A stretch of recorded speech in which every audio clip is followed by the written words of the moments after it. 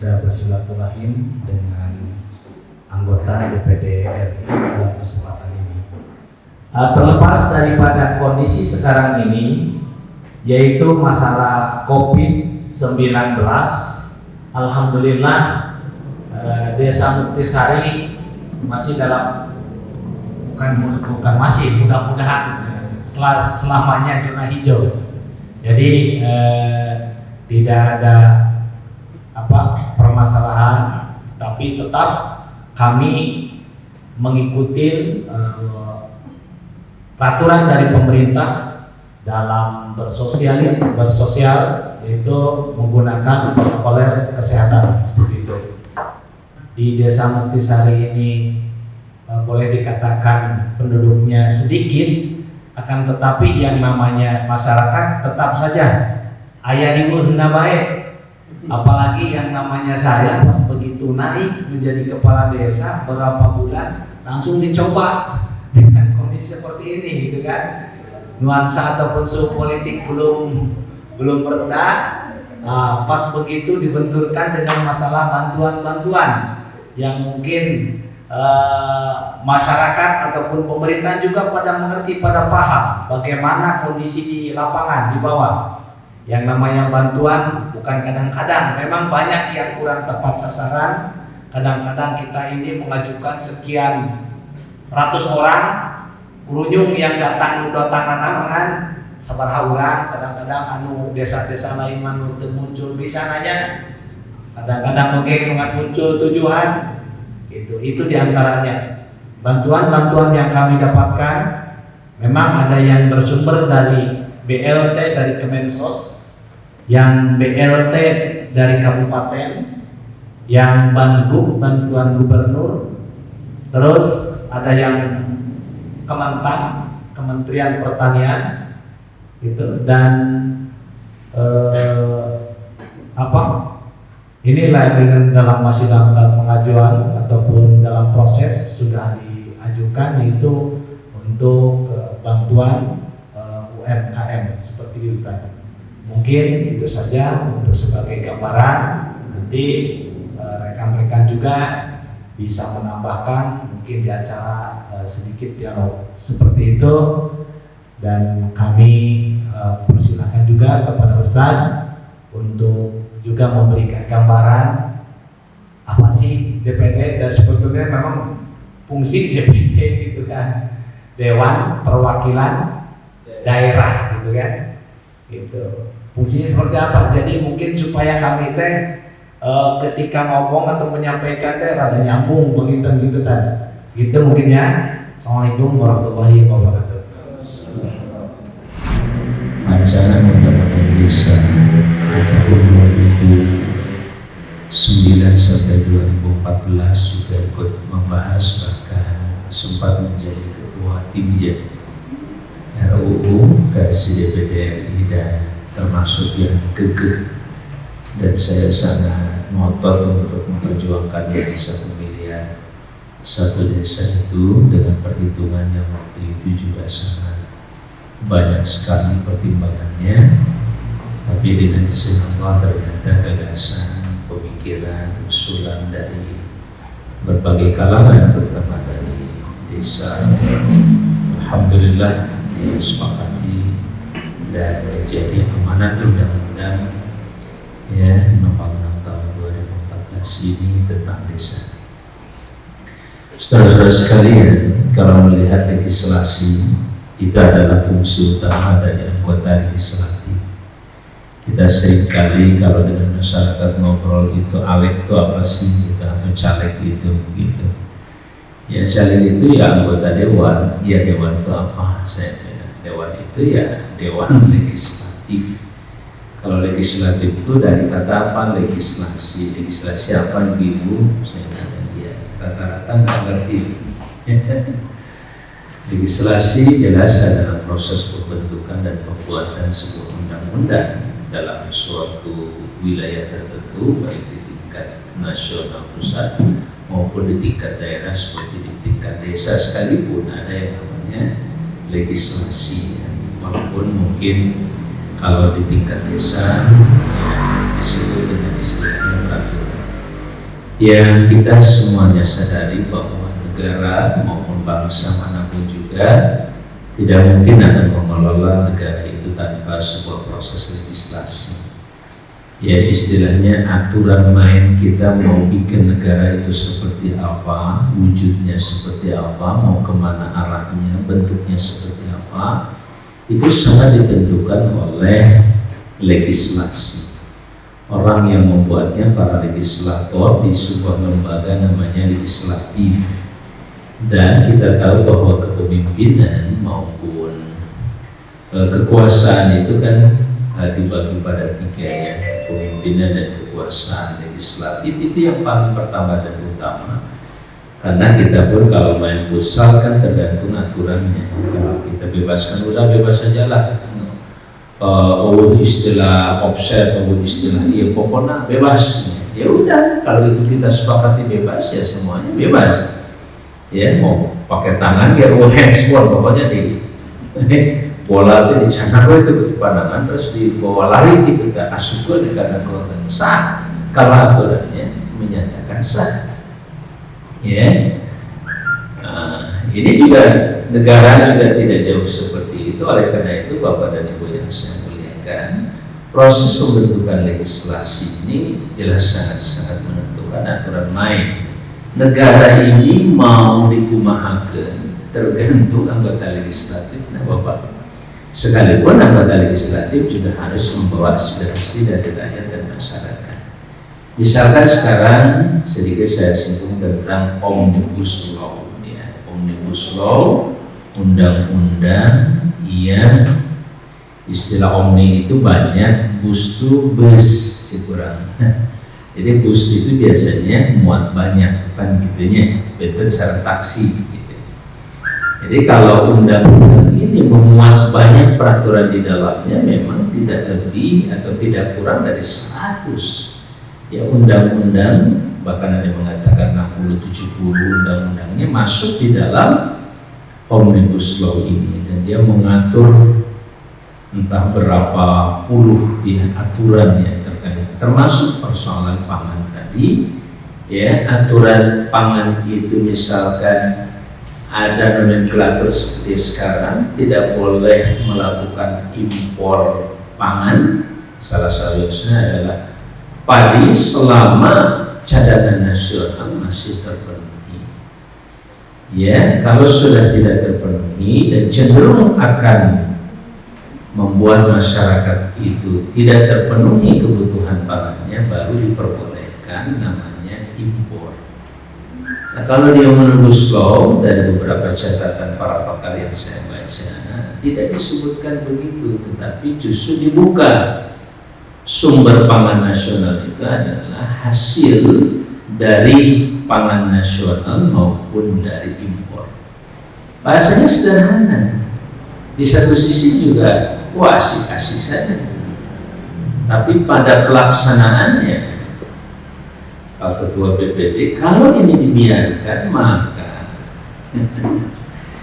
masyarakat begitu panen ternyata di pasar sudah ada beras dan ternyata beras impor. Kira-kira apa yang bakal terjadi?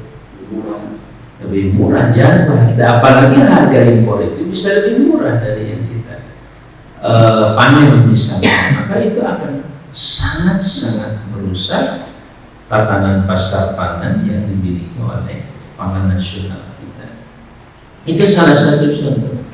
Dalam konteks legislatif itu satu kata aja, antara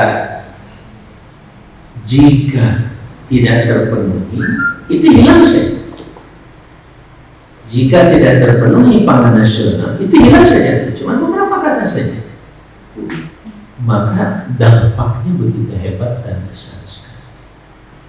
Nah, begitu halnya dengan akibat dari nanti ketika investasi itu dibuka selebar-lebarnya sampai ke wilayah-wilayah, bahkan ke daerah-daerah, misalkan setu-setu yang ada di Jawa Barat ini, tiba-tiba saja karena luar biasa kalau lihat keindahannya, kemudian dari gunung ke gunung, kemudian muncullah investor-investor asing dengan dana yang sangat besar.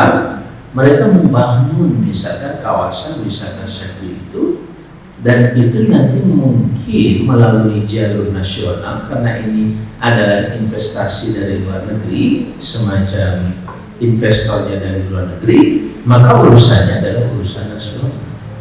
Kalau sudah urusan nasional maka akan disepakati di tingkat nasional, perizinannya juga akan ditangani oleh nasional. Sementara nanti desa, jangankan desa, tingkat kabupaten saja barangkali tidak tahu menanggung tentang perizinan itu. Bagaimana dengan amdalnya? Bagaimana kalau tiba-tiba di sini ada industri, di sini menjanjikan sekali nih ada industri bambu misalnya, tiba-tiba ada sebuah perusahaan asing untuk kepentingan ke salah satu negara, katakanlah ke Korea, investasi untuk pengembangan industri bambu. Siapa yang bisa menolak kalau itu sudah menjadi undang-undang terkait dengan jalan tol investasi dari luar negeri ke Indonesia? Oleh karena itu namanya jalan tol itu harus bebas hambatan, Pak Bupati. Terus gitu, itu harus bebas hambatan namanya jalan tol kan gitu. Oleh karena itu setiap peraturan-peraturan, apalagi di tingkat desa, di tingkat provinsi maupun di tingkat kabupaten atau kota yang menghambat jalur investasi itu harus dibilangkan.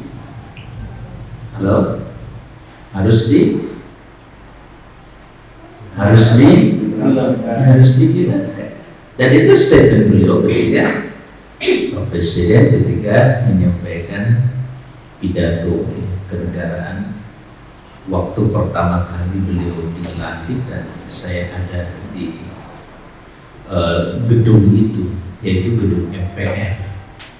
Ya, gedung MPR ini gedung yang digunakan untuk rapat gabungan DPD dan DPR tadi. Sehingga sekarang istilah lembaga parlemen kita itu menganut bicameral, ada 2 kamar. Kalau ibarat gedung ini adalah gedung MPR, itu ada 2 kamar, Pak Bu. Yang satu kamar DPR, yang satu kamar DPD. Nah, kalau sedang sidang bersama begini, baik DPR maupun DPD itu sama hak kewajibannya, seperti pada saat pembentukan konstitusi Undang-Undang Dasar Negara Republik Indonesia, baik DPD maupun DPR duduk bareng, bersidang bersama untuk kemudian mengambil keputusan bersama. Tapi pada saat berpisah, masing-masing kamar melakukan sidang, sekalipun rancangan undang-undangnya terkait rancangan undang-undang nasional, bahkan juga terkait dengan daerah seperti Omnibus Law tadi saya katakan, hanya DPR yang diberikan hak untuk menetapkan undang-undang sampai menjadi undang-undang, rancangan undang-undang sampai menjadi undang-undang. DPD hanya membahas sampai pada tingkat memberikan pertimbangan. Saat mengambil keputusan, DPD tidak diberi hak. Tetapi pada saat telah menjadi undang-undang, DPD kembali memiliki hak yang sama, bahkan kewajiban yang sama, yaitu untuk mengawasi jalannya undang-undang. Oleh karena itu, apa yang tadi saya tanyakan ke Pak Pulu terkait dengan undang-undang COVID, seberapa jauh undang-undang COVID ini benar-benar dapat dilaksanakan, apa dampak positif negatifnya bagi desa? Barangkali itu Pak Pulu yang saya tanyakan tadi sedikit. Nah, itu masih dalam kewenangan DPD. Nah, oleh karena itu Bapak Ibu sekalian, produk DPD maupun DPR sama, produknya adalah regulasi alias undang-undang itu sendiri.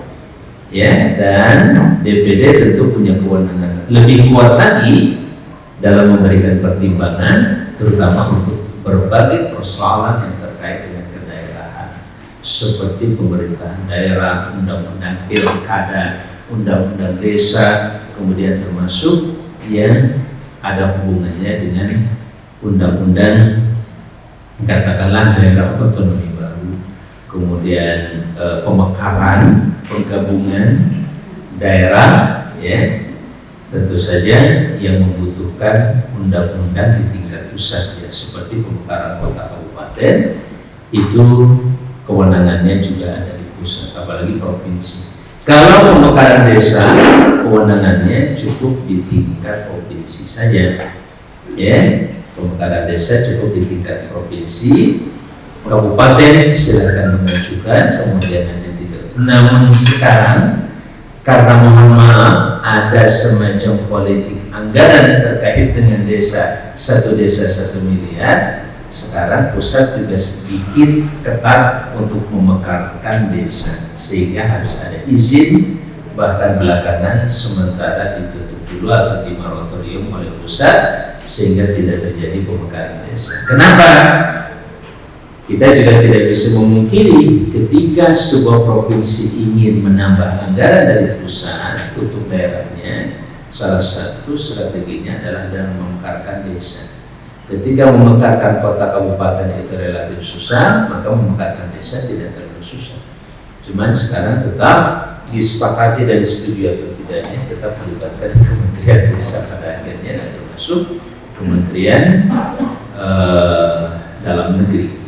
Bapak Ibu sekalian, hal ini bisa kita bandingkan, memang sangat-sangat, kenapa saya katakan strategis, bandingkan misalkan dengan angka 1 miliar satu desa, untuk Jawa Barat desa baru sekitar 5.300, sementara Jawa Tengah di atas 7.000, kemudian Jawa Timur juga lebih dari kurang lebih sekitar 8.000. Nah, oleh Bapak Ibu sekalian bisa bayangkan, kalau 7.000 berarti dia dapat 7 triliun, kalau 8.000 dia mendapatkan 8 triliun, kalau 5.000 dapat berapa? Otomatis dia hanya dapat 5 triliun saja. Sangat besar sekali perbedaannya. Untuk membangun sebuah daerah dengan 3 triliun, tambahan 2 triliun, ada yang tambahan 3 triliun, itu sangat berbeda sekali. Disitulah pentingnya perjuangan, terutama DPRD termasuk DPR pusat yang dari masing-masing provinsi, tentu di situ juga harus melibatkan DPD RI, karena salah satu tugas DPD juga untuk memberikan pertimbangan anggaran pusat ke daerah. Ya, yang sampai hari ini tentu anggaran pusat ke daerah itu belum mencapai 50%, bahkan kadang-kadang di angka 30-40% juga belum. Ya, oleh karena itu kalau pertimbangan posisinya di angka 30, katakanlah 70, 30 ke daerah, 70 dikelola oleh pusat, itu sangat kita bisa rasakan apa dampak yang terjadi. Ya, kalau dibalik bagaimana? Misalkan 40 pusat, 60 daerah. Cuman alasannya begini Pak, seringkali ini baru 30% saja kadang-kadang tidak terserap habis. Bagaimana kalau dikasih 50%? Itu juga salah satu alasan kenapa misalkan pusat belum bisa memberikan lebih dari angka 30 atau 40% ketika daerah sendiri tidak mampu menyerap anggaran dengan baik. Bahkan mohon maaf, kalau di tingkat kota kabupaten kadang-kadang anggaran untuk belanja itu angkanya cukup besar, bisa mencapai 70, bahkan ada yang 80% anggaran untuk belanja pegawai, ya. Sedangkan untuk kesejahteraan, pembangunan dan lain sebagainya hanya di angka 40-30%, bahkan ada yang 20%. Nah, sebenarnya kalau desa, betul nggak Pak Bu? Kalau desa rata-rata anggaran pegawainya berapa? Paling tinggi 30%. Terus gitu. Anggaran belanja pegawai kalau mau diistilahkan anggaran belanja pegawai terus gitu ya, tidak lebih dari 30% dan tidak boleh lebih dari 30%. Tapi kadang-kadang juga ada yang kurang dari 30%. Di sini berapa persen? Iya, dan kali 30%. PPD berapa? Diputuskan berapa? Iya. Yang tahun ini aja lah berapa persen? Kemarin itu udah dibahas di dari itu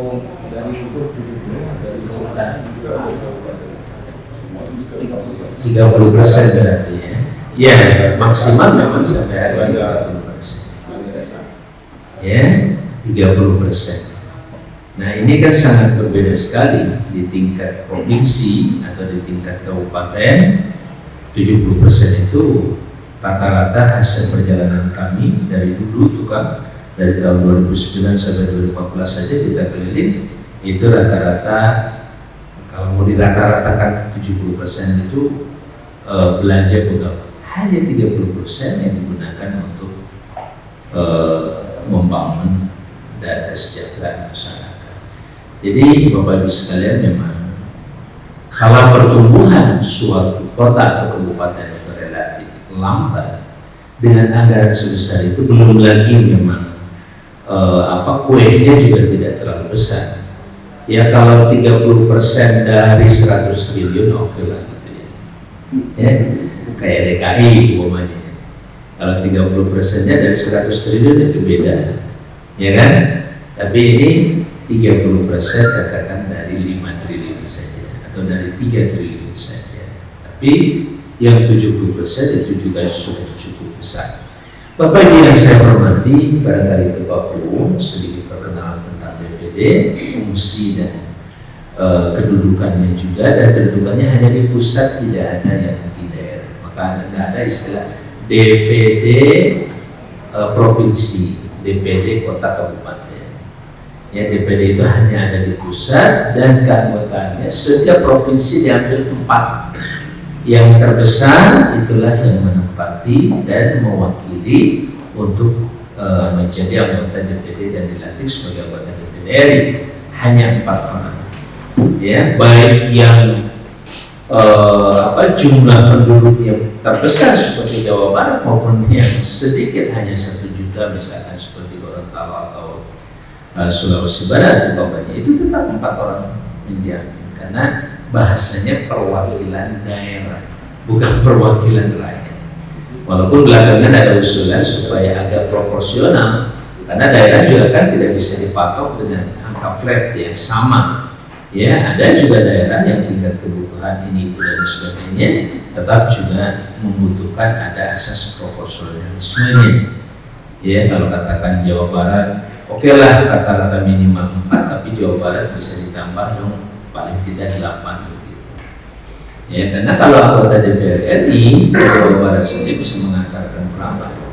Ya, kalau ada 12 ya sekarang 12 atau 11 dapil ya Pak Hadian. Jawa Barat itu 11 dapil masih untuk pusat. 11 dapil, kalau rata-rata per dapil itu misalkan 7 aja, kalau dirata-ratakan 7 ya sudah 77. Ya, padahal ada 1 dapil yang 10 ya, dan itu bukan 1 dapil, ada beberapa dapil yang angkanya 10. Nah, Bapak Ibu sekalian yang saya hormati, kalau katakanlah dirata-ratakan sekitar 90 saja untuk mengelola Jawa Barat yang 27 kota kabupaten ini dengan 70 anggota DPR RI yang berasal dari Jawa Barat, itu sangat signifikan sebenarnya, sangat signifikan.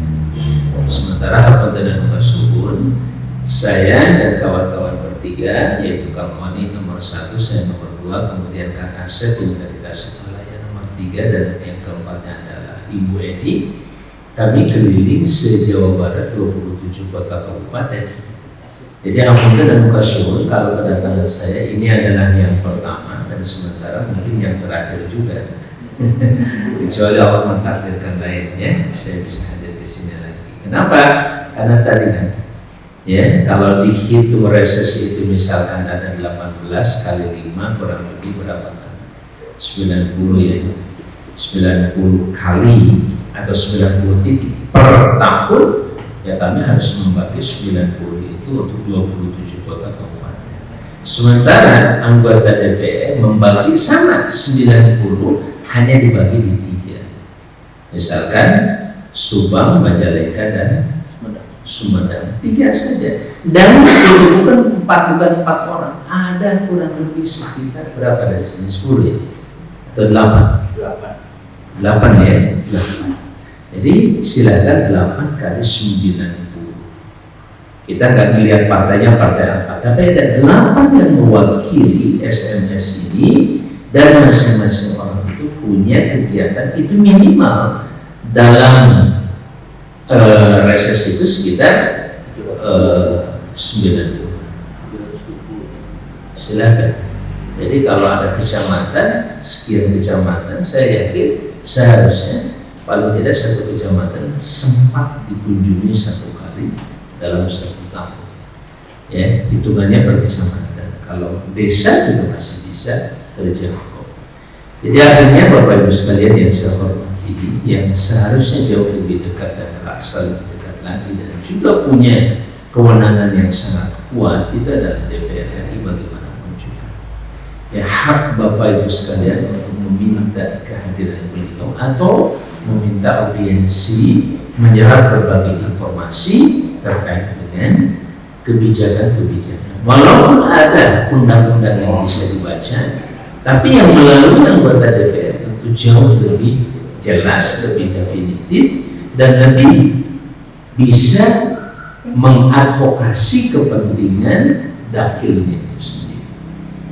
Ini penting. Saya sering cerita misalkan Pak Ku terkait dengan kebijakan APR, mitra. Nah, yang 4 tadi itu dibagi 4 komite ya, karena komisinya kan sudah diambil oleh DPR. Kita tinggal komite 1, 2, 3, 4. Nah, komite 1 saya termasuk komite 1, mitranya tadi dengan Kementerian Dalam Negeri, urusannya pilkada, urusannya pemerintahan daerah, dengan Kementerian Desa, urusan tentang pemerintahan desa, kesejahteraan masyarakat desa dan sebagainya. Kemudian juga dengan Polhukam, politik hukum dan hukum dan hak asasi manusia, dan juga dengan ATR, ya, dengan agraria serta tata ruang dan tata ruang. Itu contoh kemitraan kami. Nah, kalau saya bertanya misalkan dengan Pak Ku, seberapa jauh tata ruang di desa ini, katakan tata ruang yang tadi misalkan bagaimana tata ruang itu lahan yang bisa dimanfaatkan oleh desa itu sendiri. Karena ada masukan, ada yang desa di dalam hutan lindung, sehingga desa itu harus dikeluarkan. Gimana saya keluarin? Ya, kalau hutan lindung di dalam desa ya tinggal dilindungi aja. Sekarang desa di dalam hutan lindung, terus mindahinnya di mana? Ini juga jadi problem. Ya, masih seperti itu Bapak sekalian kondisi bangsa dan negara yang kita cintai. Tapi kita optimis, insya Allah kita bisa mengatasi banyak hal di sini. Tentu dengan potensi yang begitu besar, terutama sila yang 5 Pancasila itu, nomor satunya adalah ketuhanan yang Maha Esa, memberi optimisme kepada kita yang sangat dalam bahwa kita mampu menyelesaikan persoalan-persoalan ini, insya Allah. Amin ya. Kira-kira begitu sekilas tentang DPD RI, dan saya akhiri barangkali ini anggap saja sebagai sarana untuk silaturahim ya Bapak Ibu sekalian. Jangan dianggap kunjungan kerja atau apa. Kalau saya harus tetap melaporkan, ya ada SPPD-nya, harus melaporkan bahwa saya sedang pergi kemana gitu. Karena terus terang kami juga sudah 4 atau 5 bulan ini kantornya tidak ke kantor-kantor ke Jakarta. Ya, kantornya sama Pak, DPD maupun DPR itu di satu komplek, yaitu Kompleks Senayan. Di situ nanti ada gedung B untuk DPD RI, dan ada gedung sebelahnya untuk DPD RI dan DPR RI dan DPD RI. Juga ada gedung khusus untuk MPR RI. Ya, jadi di Kompleks Senayan itu ada 3 lembaga sebenarnya.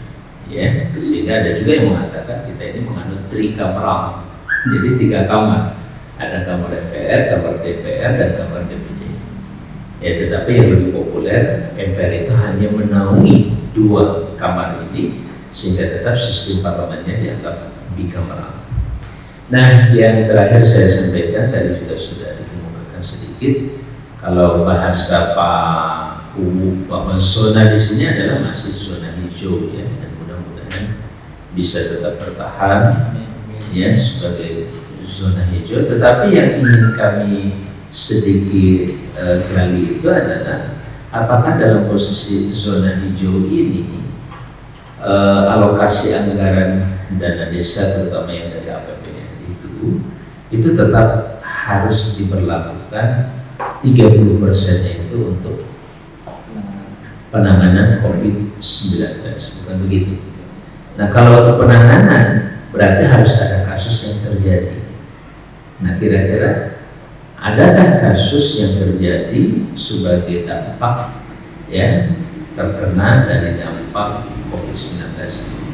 Kalau memang tidak ada, apakah yang 30% itu tetap harus dibagikan sebagai PLT dari desa itu terjadi, atau bisa dialokasikan ke yang lainnya? Karena memang di sini tidak ada yang harus ditangani. Alhamdulillah, tentu saja. Karena ada beberapa daerah yang memang betul-betul clear, desa-desa yang betul-betul clear, hijau banget begitu, tidak ada kasus sama sekali, tapi yang 30% itu tetap harus dialokasikan untuk BLT. Nah, ini barangkali hal-hal yang saya kira ada hadir di sini Pak BPD. Apakah kebijakan itu menjadi kebijakan yang cukup adil atau harus ada koreksi? Itu contoh misalkan. Belum lagi kalau nanti ada bantuan-bantuan BLT yang lainnya juga misalkan.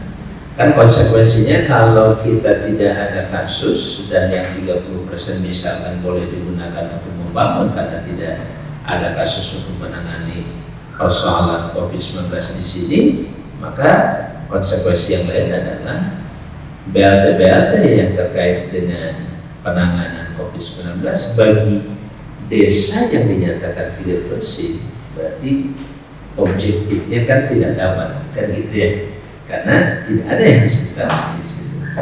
Dari satu sisi pemukul-rataan ini sesuatu yang bisa memberikan semacam keadilan, tapi di sisi yang lain pasti memberatkan juga untuk daerah-daerah tertentu yang memang tidak terkena dampak COVID-19 secara signifikan.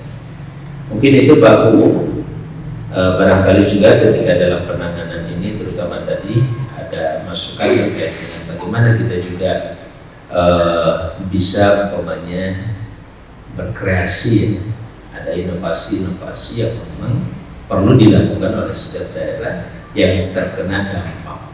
Nah, terkena dampaknya kan bisa langsung, bisa tidak langsung.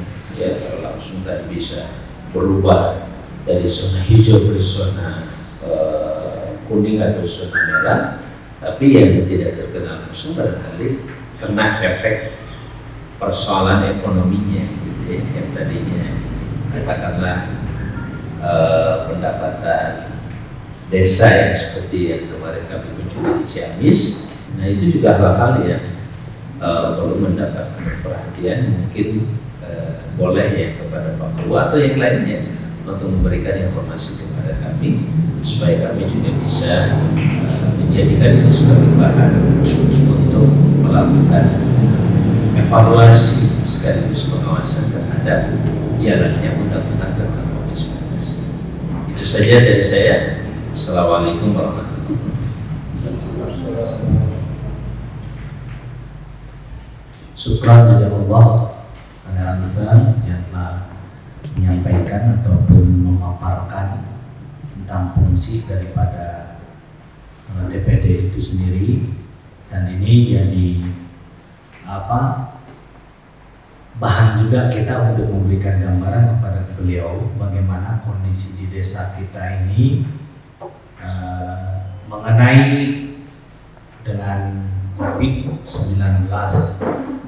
Sedikit mungkin saya menjelaskan juga ataupun menyampaikan untuk Desa Muktisari mengenai ataupun pandemi COVID-19 ini, kalau secara langsung memang tidak ada ya, dampak secara langsung, akan tetapi ini dampak yang tidak langsung. Ini untuk Kabupaten Majalengka yang awal mula memang di tahap 1 kami menggunakan anggaran dari dana desa itu untuk penanganan COVID. Majalengka masih dalam zona hijau pas itu. Nah, pas begitu ada kasus-kasus yang terdampak gitu kan, ataupun terdampak yang terkena gitu ya. Nah, gitu. akhirnya dari pihak pemerintah kabupaten juga itu apa, untuk anggaran di tahap 2 juga supaya dianggarkan itu. Di antara ini dari pusat untuk pembelian masker juga ya, pembelian masker yang 1 orang 2, kan? 1 orang 2. Untuk di tahap pertama, dan desa juga sudah menganggarkan itu untuk pembelian masker, desinfektan, hand sanitizer, ya, dan BLT dana desa seperti itu. Nah, memang yang jadi ini juga ya di Desa Kopisari khususnya ini banyak yang para perantau kan, banyak juga yang para perantau yang di Jakarta, di Bandung, jadi yang di Kalimantan, di Surabaya juga gitu kan, sehingga di daerah-daerah tersebut, khususnya misalkan Jakarta itu ada lockdown pada masa itu. Yang dari kota ada yang tidak sempat pulang, ada yang memang kebanyakan pada pulang. Pas yang begitu pulang inilah yang kena dampak. Mau bertani mereka itu tidak bisa, gitu kan. Mau bekerja yang serabutan juga memang ini, dan memang pakarnya berada di kota gitu kan. Gitu. Nah, sehingga secara ekonomi memang betul-betul terdampak gitu, sehingga kami juga tetap gitu kan mengikuti peraturan dari pemerintah menganggarkan untuk BLT dana desa di tahap berikutnya, tambahannya juga tambah ya. Yang pertama itu kan 600 kali 3, yang tahap berikutnya yaitu di ini 300 kali 3. Kalau di tahap yang pertama itu 75 orang kan, 75 orang kami menganggarkan untuk dari BLT dana desa, dan memang di tahap ketiga ini bertambah jadi 100 orang yang kami menganggarkan dari dana desa itu untuk BLT seperti itu. Nah, jadi untuk secara langsung yang terkena ini memang tidak ada, tapi ini yang tidak langsung dampak dari lockdown yang di perkotaan juga gitu kan, sehingga yang pulang kampung gitu kan, yang pulang kampung, sehingga memang air-airnya memang menjalar juga kepada para petani juga gitu. Para petani maksudnya, jadi karena tadinya mungkin orang tuanya di kampung petani ya, jadi tambah beban lah mungkin, yang tadinya bisa usaha, yang misalkan habis sekolah misalkan nggak melanjutkan kuliah usaha di kota, pas pulang udah usaha, akhirnya ada beban juga gitu kan untuk di keluarga petani seperti itu kan. Mungkin bisa juga memaparkan dari rekan-rekan pamong yang lain, silakan, ataupun bertanya lah, silakan. Begitu terasa di bagian sektor perekonomian desa, sebab di sini kebanyakannya pengeluaran barang. Jadi kalau tidak ada yang menerima, dampaknya itu ke pengrajin dan ke pengumpul pengrajin itu. Jadi contoh, saya dulu punya pekerja 9 orangnya, sebab 3 bulan terombang ambing dengan orderannya tidak jelas, bahan bakunya juga tidak jelas, akhirnya tinggal 5 orang, jadi 4 orang hilang. Jadi dia mungkin jualan bakso apa aja, jadi kurang pemasukan jadinya. Ini untuk membangkitkan lagi kelihatan masyarakat di sektor perekonomian. Kalau ada ini kalau ada yang mohon maaf ke Pak anggota DPD, ada program-program untuk penyuntikan dana seperti UMKM ini, cobalah dipercepat Sebab memang di sini itu kami ini menyerap tenaga lulusan sekolah SMK yang tidak bisa ke pabrik-pabrik. Dan alhamdulillah kalau petani ya dengan ditutupnya mungkin keran impor, kelihatannya ada gairah gitu petani bawang merah, walaupun belum panen, jadi ada semangat, kelihatannya ada untung lah. Sebab di daerah lain mungkin belum panen ataupun mungkin impornya kurang, dan alhamdulillah kelihatannya petani ini akan terobati. Tapi di sektor UMKM, pengrajin ini semua belum menunjukkan perubahan. Sedangkan contohlah saya punya 5 sekarang ini, ya 5 orang, 1 orang menanggung anak dan istrinya, menanggung 5 orang. Jadi 5 kali 5 mungkin harus menanggung 25 orang. Itu contoh lah. Jadi mohon kalau ada program dari yang untuk penyuntikan dana atau bagaimana lah diperhatikan itu untuk UMKM. Nami Abdi Aan Gumilar. Saya di sini sebagai pendamping desa, Pak. Ya.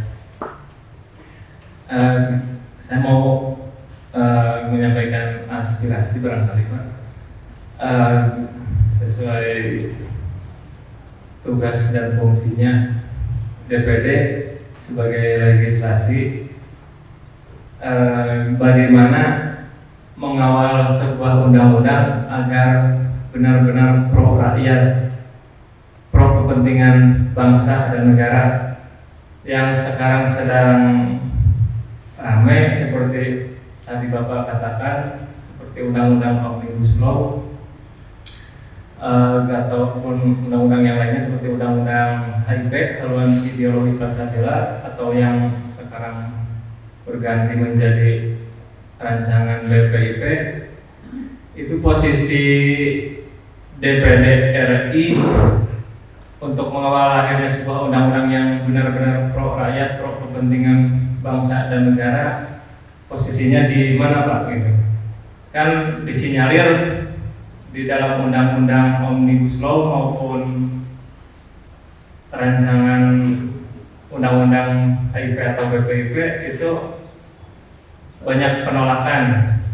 Nah, bagaimana usaha DPD RI agar sebuah undang-undang itu lahir sesuai aspirasi di masyarakat yang benar-benar pro rakyat, pro kepentingan bangsa. Karena terus terang miris sekali lah melihat di berita-berita produk dari undang-undang kita semacam ada pesanan dari cupong atau dari asing atau banyak isinya yang saya kira banyak yang merugikan rakyat gitu. Bagaimana ikhtiar DPD RI agar lahir sebuah undang-undang itu yang berkualitas, yang benar-benar pro kepentingan bangsa. Sekian, Pak. Assalamualaikum warahmatullahi wabarakatuh. Seperti yang saya jelaskan bahwa DPD maupun DPR sebenarnya produknya adalah regulasi, yaitu peraturan. Oleh karena itu apapun yang terjadi di masyarakat itu penting sekali, termasuk tadi yang disampaikan oleh Bapak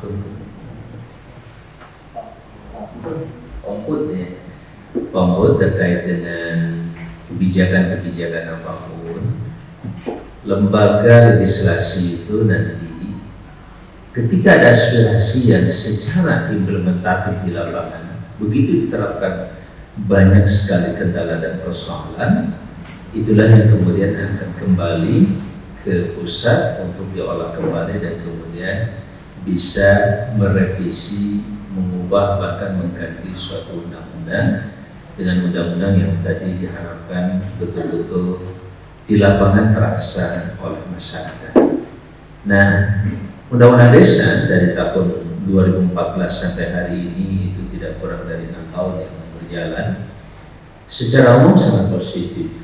Beberapa kekurangan sudah mulai terlihat. Ya, seperti persoalan BUMDes misalkan. Ini BUMDes itu mau atas nama apa, lembaganya apa, terus kira-kira permodalannya juga seperti apa bentuknya, kalau ada kerjasama bagi hasil segala macam. Kalau intinya adalah untuk kesejahteraan desa dan pemasukan desa untuk mensejahterakan masyarakat, tentu akan sangat baik sekali. Tapi bagaimana payung hukumnya? Nah, oleh karena itu, sekalipun misalkan yang lain tidak ikut membahas dan tidak mengajukan, hari ini DPD RI masih tetap membahas RUU BUMDes ini. Karena kami melihat payung hukum BUMDes itu penting sekali. Karena undang-undang desa yang sekarang itu tidak cukup untuk memayungi terkait dengan persoalan BUMDes ini. Mudah-mudahan produk hukum ini tentu bisa memberikan peluang lebih besar dan penanganan yang juga lebih adil lagi nantinya. Terkait dengan UMKM ya Pak Ampun, kami memang bukan di komite saya, tetapi insya Allah setiap anggota walaupun bukan di komitenya tetap harus menyerap aspirasi dan informasi. Sebagai contoh Pak siapa Pak Idrus ya, halo Pak Idrus. Terus kasih informasi sedikit tentang UMKM yang kita sedang kawal seperti apa? Ya Pak Idrus ini staf asli saya. Sebenarnya kalau DPD itu 3 tenaga ahli, 2 asli. Ya, dan itu untuk satu provinsi kan sangat kurang kalau mau bicara objektifnya. DPR RI 5 staf ahli, 2 asli. 7 sampai 5 mereka 7. Padahal yang 7 ini masih kalau dikolaborasikan dengan yang 8 itu berapa? Dan hanya untuk 3 saja kabupaten. Ya, ada 3 pemerintah ada. Boleh dibantu Pak. Ini yang sekarang walaupun kami tidak menangani itu, tapi kami juga mencoba untuk mengadvokasi ya begitu ya Pak Idrus. Kita mencoba mengadvokasi keperluan masyarakat dalam konteks khususnya UMKM. Silakan Pak. Aam atau Aan Bunga. Pak Kang Aan ya masih muda beliau. Sikap DPD sampai hari ini alhamdulillah untuk 2 rancangan undang-undang, yang satu sangat-sangat kami jaga bagaimana HIP ini dari sisi kontennya juga banyak dipermasalahkan dan reaksi masyarakat terutama. Disinilah pentingnya kami berkeliling di daerah itu Pak Ampun, supaya kami tahu petanya, bukan cenah, bukan kata orang begitu, bukan katanya, bukan cek batur gitu. Ya, dan bahkan bukan hanya kami membaca sosmed yang bisa positif bisa negatif, tapi kami dengan turun begini langsung mendengar keluhan masyarakat, ketidaksetujuan masyarakat terhadap misalkan RUU HIP ini. Kenapa? Karena sangat jelas sekali dari masukan masyarakat ini sangat-sangat berbahaya ke depan, terutama dalam konteks ideologi kita. Apalagi kalau ada semacam proses dari HIP itu sampai mengerucutkan Pancasila menjadi Ekasila misalkan, itu juga sangat tidak kondusif ya. Walaupun itu sebagai sebuah pemikiran, sebagai sebuah usulan sah-sah saja, tapi jangan dipaksakan untuk kemudian ditetapkan sebagai undang-undang. Apalagi kalau penetapan dilakukan di saat pandemi seperti ini, kita sedang sibuk konsentrasi dengan urusan pandemi kan, sementara anggota DPR RI sibuk menetapkan undang-undang di tengah kesibukan kita terhadap hal itu kan sangat tidak adil menetapkan undang-undang di tengah persoalan yang begitu rumit ini. Begitu halnya dengan RUU Cipta Kerja ini, sikap DPD kalau HIP maupun RUU Cipta Kerja secara umum kami tidak menolak, tetapi kami meminta ditunda sampai ada revisi. Kami juga sudah memberikan masukan terhadap revisi itu, dan tentu saja pilihan terbaiknya adalah tidak dibahas lagi alias ditolak. Itu adalah pilihan terbaik. Tapi ketika masih mempertimbangkan aspek demokratisnya, kita tetap membuka peluang siapapun, apalagi ini pemerintah yang ingin membangun Indonesia secara baik. kami juga tetap menerima omnibus law ini sebagai sebuah rancangan undang-undang yang patut dikaji, tetapi tolong dikaji secara lebih cermat, lebih seksama lagi. Jangan sampai dia diputuskan di tengah pandemi seperti ini yang ternyata banyak kalangan hukum tata negara, pakar-pakar hukum yang lainnya, termasuk dalam persoalan pertanian dan pangan, apalagi dalam klaster pendidikan. Sehingga ada kesan di omnibus law ini, klaster pendidikan ini akan menjadi barang komoditi non migas, ya, yang bisa diperjualbelikan nantinya. Asing boleh membuka dengan tidak mengikuti aturan sertifikasi yang ada di Indonesia. Yang boleh menggunakan sertifikat negaranya dan bisa membuka di sini. Ini kan hanya dari kepentingan ekonomi di satu sisi. Sementara bagaimana produk pendidikan luar negeri itu sendiri? Bisakah dijamin menjadi warga negara Indonesia atau menjadi warga negara yang sangat merusak nantinya buat bangsa dan negara kita itu sendiri? Sikap DPD jelas dalam hal ini, kita meminta untuk ditunda bahkan sampai pada tingkat penolakan. Terkait dengan bantuan program bantuan bagi pelaku usaha mikro atau disingkat BPUM, itu adalah dari Kementerian Koperasi dan Usaha Kecil dan Menengah Republik Indonesia. Nah, bantuan ini ditujukan bagi para pelaku usaha mikro yang ada di seluruh Indonesia. Sebenarnya calon penerima bantuan ini paling lambat di minggu kedua ya, di September ini, tetapi juga ada catatan kalau belum mencapai 12 juta pengusul itu masih bisa diperhitungkan. Jadi nanti kami akan coba Pak Ustadz untuk bisa berkomunikasi dengan instansi terkait, dalam hal ini Dinas Koperasi di provinsi. Apakah ini sudah pernah disosialisasikan ke tingkat kelurahan atau belum gitu ya, untuk namanya bantuan bagi pelaku usaha mikro BPUM. Nah, syarat daripada bantuan ini adalah yang pertama,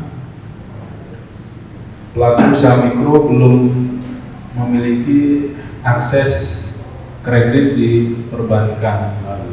Itu yang pertama. Kemudian mempunyai usaha mandiri atau usaha produktif. Kemudian saldo tabungan calon penerima kurang daripada 2 juta rupiah.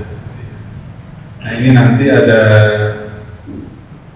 data yang perlu diisi oleh calon penerima, diantaranya adalah nomor induk keluarga atau nomor KTP, kemudian diisi nama, alamat lengkap, bidang usaha, kemudian alamat usaha, serta terakhir adalah nomor HP atau nomor WA. Ini nanti mungkin kita coba ya Pak Ustadz ya, untuk lewat Pak Lurah, untuk kalau yang memiliki, tapi syaratnya harus memiliki usaha ya. Itu tidak bisa keseluruhan warga itu mengajukan, harus memiliki usaha mandiri atau usaha produktif. Itu syaratnya seperti itu. Nah, ini karena memang untuk bagi usaha kecil menengah, kalau nanti bisa di-ACC oleh kementerian, itu bantuannya dalam bentuk uang tunai.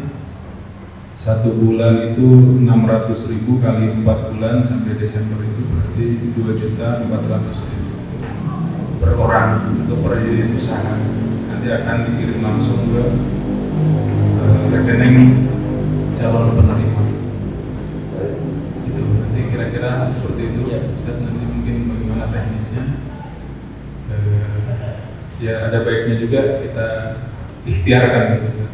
Tapi sedikit saya juga mungkin menanggapi dari apa yang barusan disampaikan oleh Bapak mengenai UMKM yang itu mungkin yang khusus COVID ya, yang bantuan COVID-nya, bantuan COVID, ya 600 kali 4 berarti 2.400.000 ya. Itu di pertengahan bulan Agustus saya sempat memang dapat ini juga dari kecamatan untuk pengajuan buat UMKM kalau nggak salah tanggal 13 Agustus. Nah, dari pihak pemerintahan desa sudah mengajukan 173 orang seperti itu. Seperti halnya yang tadi Bapak sampaikan, nomor KTP, data, terus sampai ke nomor telepon kami cantumkan. Nah, tapi sampai sekarang memang belum ada informasi yang jelas seperti itu. Alangkah bagusnya juga misalkan kalau dari pihak Bapak sendiri bisa mengawal lagi atau bagaimana lah gitu kan. Soalnya yang jadi kekhawatiran kami ini khususnya di desa Pak mengenai bantuan-bantuan ini, yaitu ketika bantuan ini datang kami mengajukan misalkan sekian ratus orang ataupun siapa ini yang datang ini cuma beberapa orang, sehingga dampak kepada pemerintahan desa ini gitu dari masyarakat ini seolah-olah ini dicoret upah kami jadi ajukan lah dan lain sebagainya. Memang jadi bumerang gitu kan, jadi bumerang. Sehingga dari kami juga kemarin proses pengajuan itu memang tidak blow up kepada masyarakat. Misalkan masyarakat pada datang daftar tidak, tapi kami pihak RT, RW dan pihak pemerintahan jadi mendata mana-mana saja yang ini yang punya usaha seperti itu. Data mana-mana saja warga yang punya usaha dan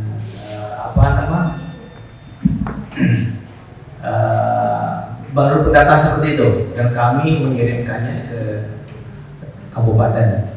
Entah sekarang ini data ini udah sampai di mana kami juga belum tahu. Soalnya kami juga ini sempat yang mengajukan yang BLT Kementan Pak. BLT Kementan itu hampir 180 orang. Ya memang para petani kami data semua tidak para petani. Pengajuan 180 orang yang datang cuma 19 orang. Nah, sehingga ini ketika bantuan itu datang dari pihak masyarakat itu seolah-olah gini katanya, ini kami yang benar-benar petani kok nggak dapat. Nah ini datanya kadang-kadang nggak jelas kami juga ini gimana gitu ya cara pengambilannya atau diacak atau seperti gimana gitu kan, belum begitu paham. Gitu. Begitu pula dengan yang bantuan gubernur, hampir semua kami data sebanyak-banyaknya gitu kan. Ketika yang datang itu kan lain pula gitu kan, cuma beberapa ratus. Tapi alhamdulillah untuk desa Muktisari untuk masalah bantuan dari BLT Kemensos, BLT ya intinya tentang penanganan COVID ini udah hampir merata dan alhamdulillah merata udah ketutup semuanya. Tinggal yang kami tunggu ini yang dari UMKM seperti itu. Mohon pengawalannya juga untuk ke depan. Mungkin seperti itu. Baiknya, cekap pengintan jam sudah menunjukkan jam 5 lebih 3 menit. Mungkin sudah cukup sore dan kami mengucapkan terima kasih yang sebesar-besarnya kepada Al-Ustaz beserta tim atas kehadirannya di desa kami. Mudah-mudahan ini menjadi salah satu ajang silaturahim. Ya. Kata Rasul kan mau ayat panjang dulu di rezeki mah mainkan kudu panjang silaturahim kita kan. Mudah-mudahan ya.